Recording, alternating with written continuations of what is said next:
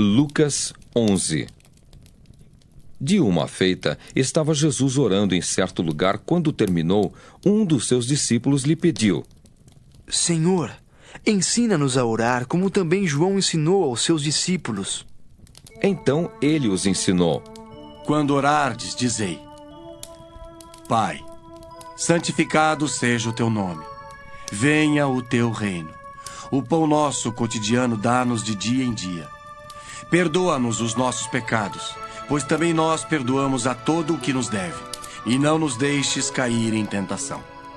Disse-lhes ainda Jesus: Qual dentre vós, tendo um amigo, e este for procurá-lo à meia-noite, e lhe disser: Amigo, empresta-me 3 pães, pois um meu amigo, chegando de viagem, procurou-me e eu nada tenho que lhe oferecer.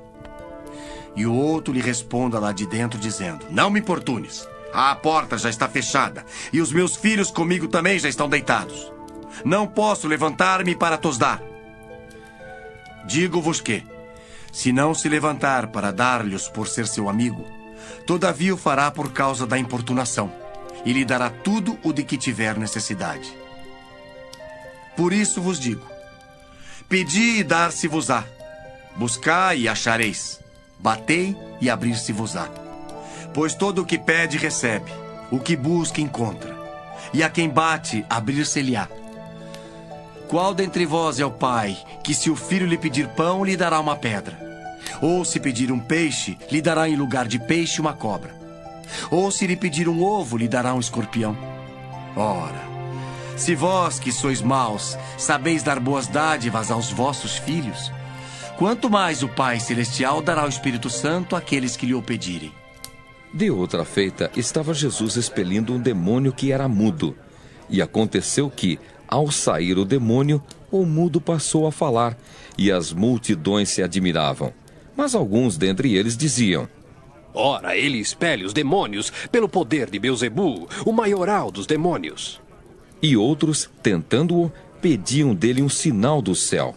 E sabendo ele o que se lhes passava pelo Espírito, disse-lhes: Todo o reino dividido contra si mesmo ficará deserto, e casa sobre casa cairá.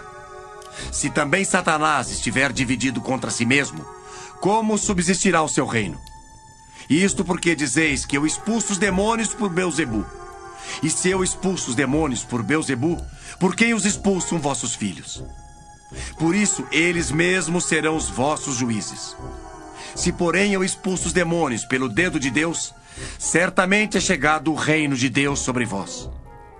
Quando o valente, bem armado, guarda sua própria casa, ficam em segurança todos os seus bens. Sobrevindo, porém, um mais valente do que ele, vence-o, tira-lhe a armadura em que confiava e lhe divide os despojos. Quem não é por mim é contra mim, e quem comigo não ajunta, espalha. Quando o espírito imundo sai do homem, anda por lugares áridos procurando repouso. E não o achando, diz: Voltarei para minha casa de onde saí. E tendo voltado, a encontra varrida e ornamentada. Então vai e leva consigo outros 7 espíritos piores do que ele, e entrando, habitam ali. E o último estado daquele homem se torna pior do que o primeiro. Ora, aconteceu que, ao dizer Jesus estas palavras, uma mulher que estava entre a multidão exclamou e disse-lhe: Bem-aventurada aquela que te concebeu, e os seios que te amamentaram. Ele, porém, respondeu: Antes, bem-aventurados são os que ouvem a palavra de Deus e aguardam. Como afluíssem as multidões, passou Jesus a dizer: Esta é geração perversa. Pede sinal, mas nenhum sinal lhe será dado senão o de Jonas. Porque assim como Jonas foi sinal para os ninivitas, o Filho do Homem o será para esta geração. A rainha do sul se levantará no juízo com os homens desta geração e os condenará, porque veio dos confins da terra para ouvir a sabedoria de Salomão. E eis aqui está quem é maior do que Salomão. Ninivitas se levantarão no juízo com esta geração e a condenarão, porque se arrependeram com a pregação de Jonas. E eis aqui está quem é maior do que Jonas.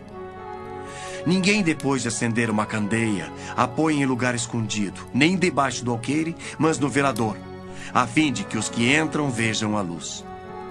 São os teus olhos a lâmpada do teu corpo. Se os teus olhos forem bons, todo o teu corpo será luminoso. Mas se forem maus, o teu corpo ficará em trevas.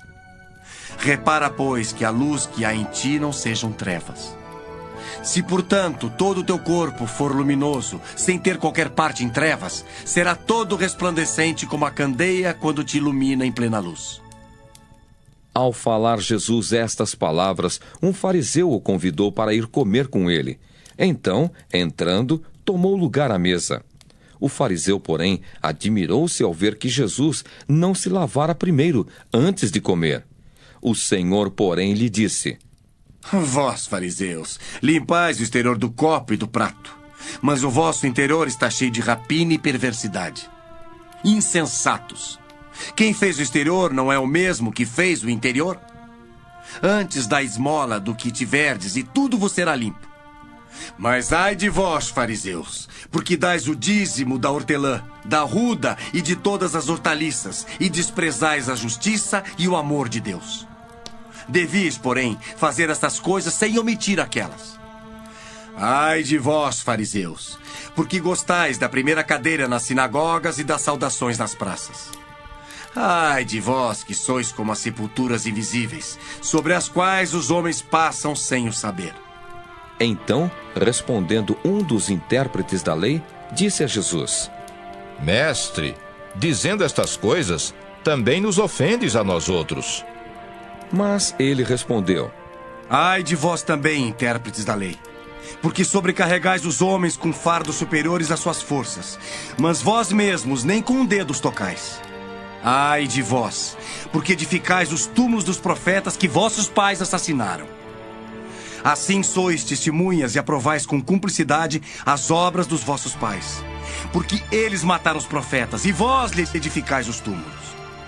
Por isso também disse a sabedoria de Deus: Enviar-lhes-ei profetas e apóstolos, e alguns deles matarão e a outros perseguirão, para que desta geração se peçam contas do sangue dos profetas, derramado desde a fundação do mundo, desde o sangue de Abel até o de Zacarias, que foi assassinado entre o altar e a casa de Deus.